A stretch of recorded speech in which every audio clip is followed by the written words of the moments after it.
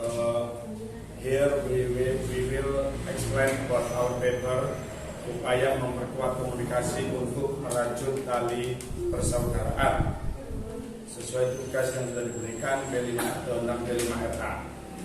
Latar belakang komunikasi berasal dari bahasa Latin communication, communicato, dan asal kata ini bersumber pada kata komunis yang artinya sama makna, yaitu sama makna mengenai satu hal. Banyak makna tentang arti kata komunikasi, namun dari sekian banyak definisi yang diungkapkan oleh para ahli dapat disimpulkan secara lengkap dengan makna yang hakiki, yaitu komunikasi adalah proses penyampaian pesan oleh seseorang kepada orang lain untuk memberitahu atau untuk mengubah sikap, pendapat, atau perilaku baik langsung secara lisan maupun tidak langsung melalui media. So in our paper, any lesson about our title is maybe from us we can explain one by one from listening. Before that, we will read about rumusan masalah. Rumusan masalah bagaimana cara berkomunikasi bisa efektif dalam kebinekaan global jika dikorelasikan dengan mata pelajaran. Yang pertama, pelajaran matematika. Yang kedua, bagaimana cara berkomunikasi bisa efektif dalam kebinekaan global jika dikorelasikan dengan pelajaran civic. Yang ketiga, bagaimana cara berkomunikasi bisa efektif dalam kebinekaan global jika dikorelasikan dengan pelajaran bahasa Indonesia. Kemudian, bagaimana cara berkomunikasi bisa efektif dalam kebinekaan global jika dikorelasikan dengan pelajaran sains. Bagaimana cara berkomunikasi bisa efektif dalam kebinekaan global jika dikorelasikan dengan pelajaran sosial. Dan yang terakhir, bagaimana cara berkomunikasi bisa efektif dalam kebinekaan global jika dikorelasikan dengan pelajaran Al-Quran dan Hadis. Teknik dan metode pendekatan penelitian literasi ini merupakan penelitian dengan menggunakan teknik dan metode pendekatan mata pelajaran akidah, akhlak, kurtis, bahasa Indonesia, sains, sosial, civic, dan math. Durasi waktu penilaian literasi ini dilaksanakan selama 1 bulan penuh, yaitu pada bulan November tahun 2023 dengan pendekatan tabel berikut. Yang pertama, tanggal 1 sampai tanggal 7, minggu pertama sampai minggu kedua,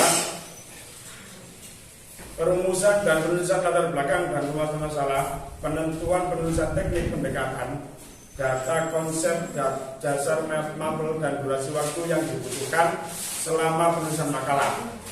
Tanggal 8 sampai tanggal 14, minggu kedua sampai minggu ketiga, penulisan pembahasan masalah sesuai dengan rumusan masalah yang sudah ditentukan. Tanggal 15 sampai tanggal 21, minggu ketiga sampai minggu keempat, melanjutkan penulisan pembahasan dan dilanjut dengan penulisan kesimpulan. Minggu kedua, minggu keempat sampai minggu kelima, tepatnya tanggal 22 sampai tanggal 30, penyampaian presentasi dan penyampaian kepada audiens dan juga kepada wali murid. Selanjutnya untuk pemaparan sesuai data konsep dasar mapel akan dijelaskan oleh masing-masing guru mapel. Jadi starting from Miss Kadi.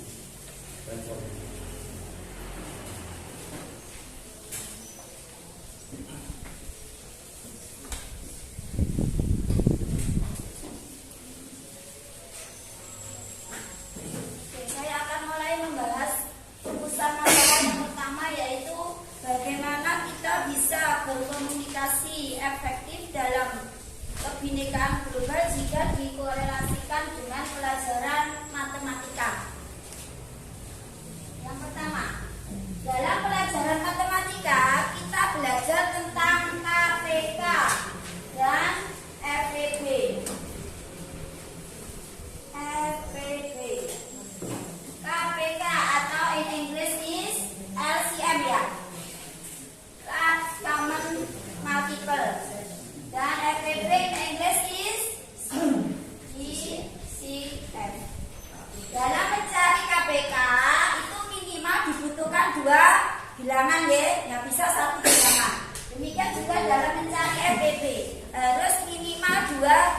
bisa 2 bilangan atau 3 bilangan, minimal 2 bilangan.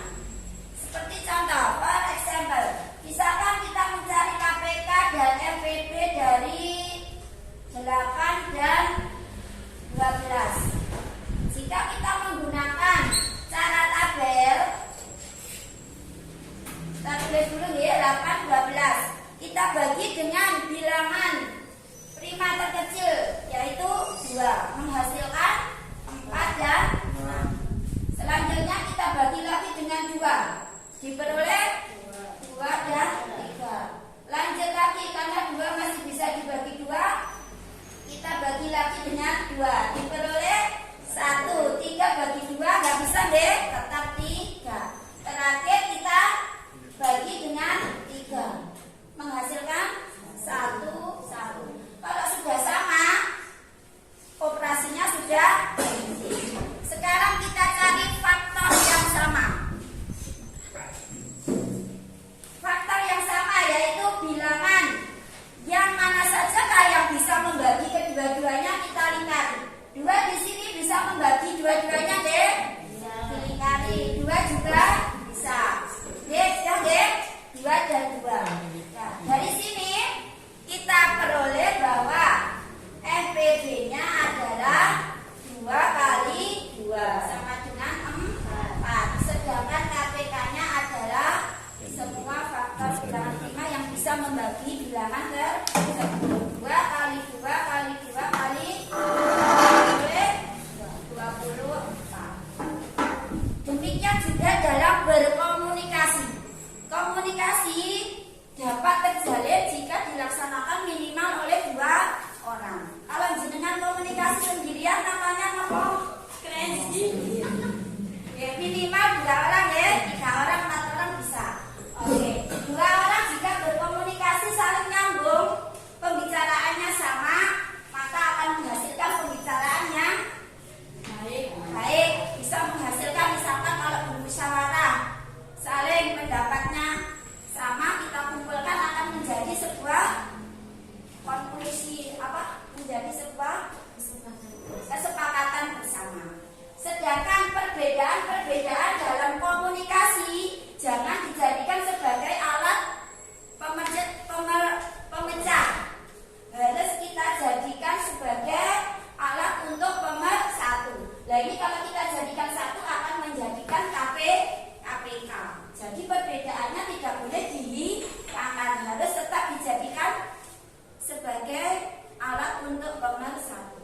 Demikian juga dalam berkomunikasi. Walaupun kita beda pendapat, jangan membuat kita menjadi pecah. Perbedaan itu kita jadikan sebagai alat untuk mempererat tali persaudaraan. Oke, lanjut ya. Next, yang kedua, jika dihubungkan dengan pelajaran civic tentang right and obligation, hak dan kewajiban. Hak adalah segala sesuatu yang harus kita terima. Sedangkan kewajiban adalah segala sesuatu yang harus kita laksanakan. Dalam melaksanakan hak dan kewajiban harus secara bertanggung jawab, tidak hanya syukur melaksanakan kewajiban. Kalau kita dapat melaksanakan kewajiban kita dengan baik, maka kita akan memperoleh hak kita. Hak yang seharusnya kita dapat akan kita peroleh. Seperti contohnya, misalkan kita di sekolahan, anak-anak harusnya wajib mengikuti tes. Nah, hak yang dia peroleh nanti apa? Dia akan mendapatkan nilai, mendapatkan rapor. Demikian juga dalam berkomunikasi, kita harus saling menjaga. Kewajiban apa yang harus kita laksanakan dalam berkomunikasi? Salah satunya misalnya, kita tidak boleh memotong pembicaraan orang lain. Jika teman kita sedang berbicara, kita berkewajiban untuk mendengarkan. Jika kita tidak memotong mendengarkan, maka komunikasinya akan dapat berjalan dengan baik. Itu yang berhubungan dengan hak dan kewajiban. Selanjutnya, pelajaran yang lainnya akan disampaikan oleh Mentor.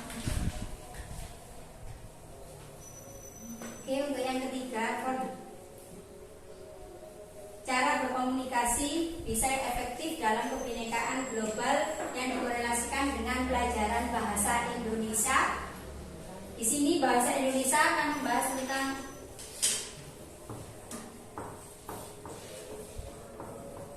gagasan pokok, ide pokok, gagasan utama atau ide pokok.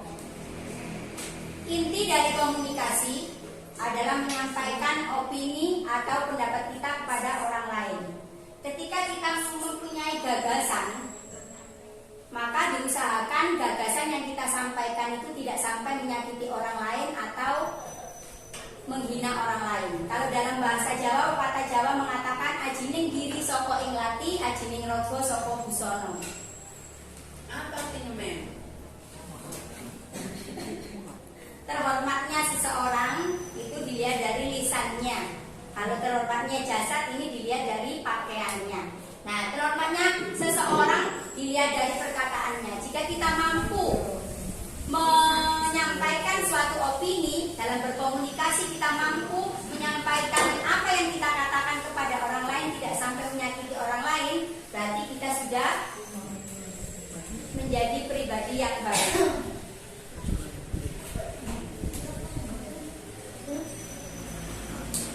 Selain mengutamakan gagasan dari setiap ucapan kita, ada komunikasi kita juga harus memiliki beberapa hal.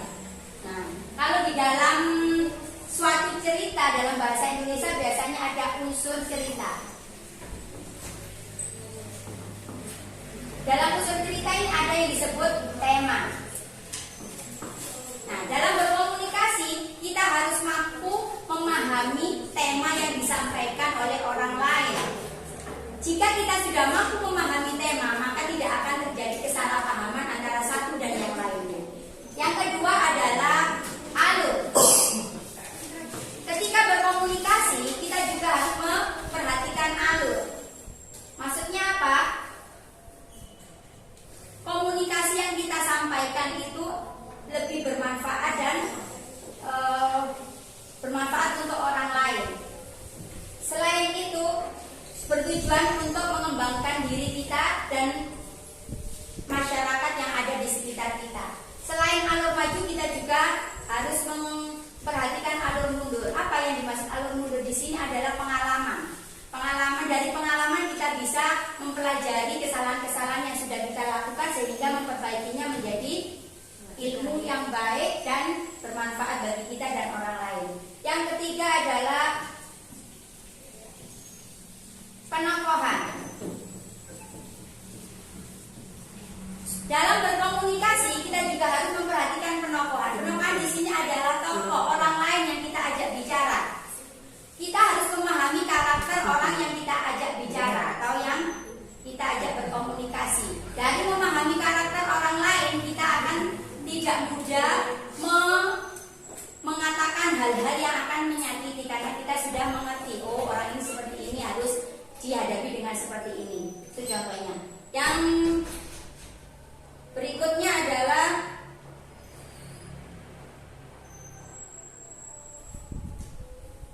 amanat.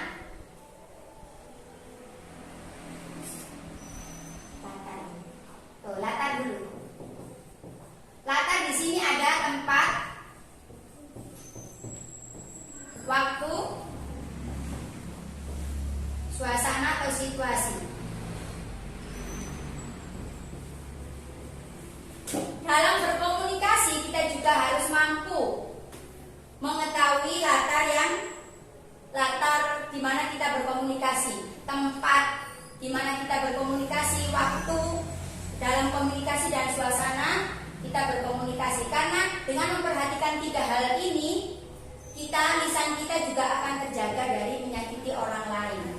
Yang terakhir adalah amanat. Dalam berkomunikasi kita usahakan bahwa setiap yang kita katakan, yang kita ucapkan terhadap orang lain itu bisa memberikan kesan yang baik kepada orang lain. Yang lebih baik adalah perkataan kita menjadi perkataan yang bermanfaat untuk orang lain. Untuk yang keempat adalah cara berkomunikasi buat bisa efektif dalam kebinekaan global, dikorelasikan dengan pelajaran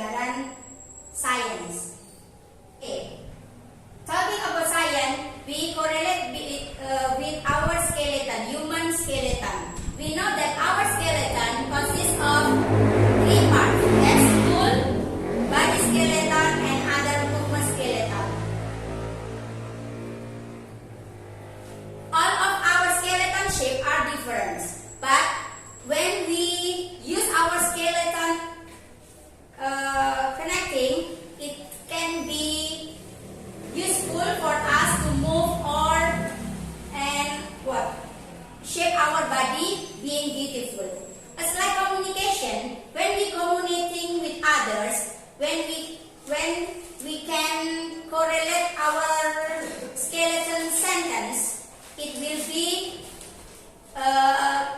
be good sentence that can make useful sentence for others.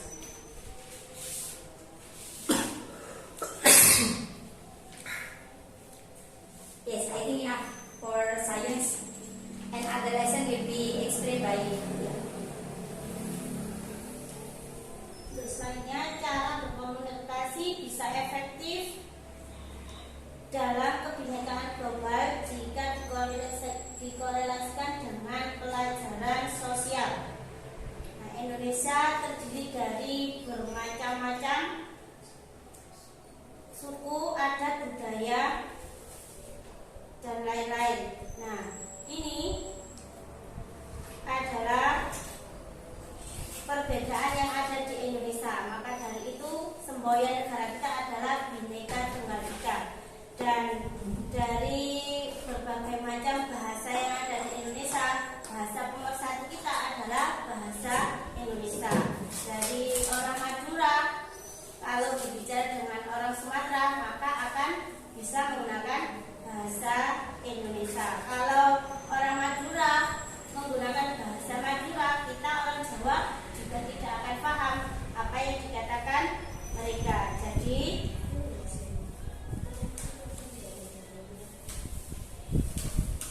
Allah menjadikan kita berbangsa yang bersuku bangsa agar kita saling mengenal, menyayangi, dan menciptakan kehidupan di dunia yang baik dengan senantiasa menjaga komunikasi yang baik dengan tujuan menghindari kesalahpahaman antar sesama. Selanjutnya yaitu dikorelasikan dengan pelajaran Al-Quran Hadis. Al-Quran Hadis yaitu tentang surat At-Takasur.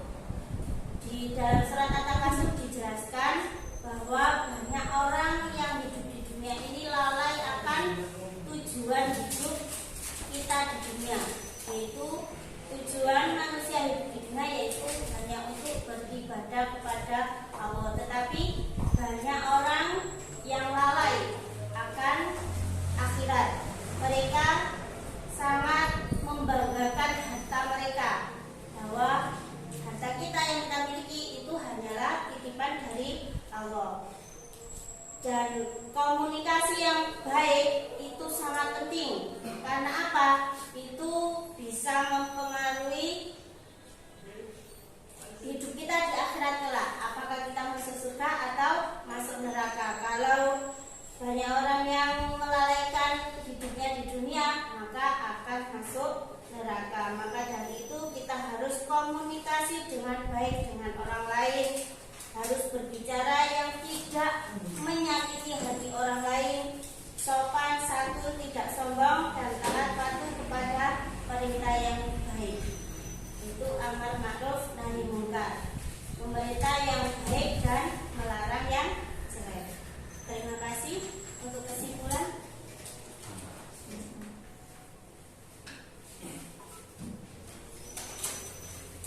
Oke, for the conclusion, kesimpulan dari materi yang sudah dipaparkan mulai dari beberapa mata pelajaran, kita bisa mengambil keputusan bahwasanya komunikasi yang kuat dalam Bhinneka Tunggal Ika adalah komunikasi yang terjalin dalam banyak perbedaan dan keanekaragaman.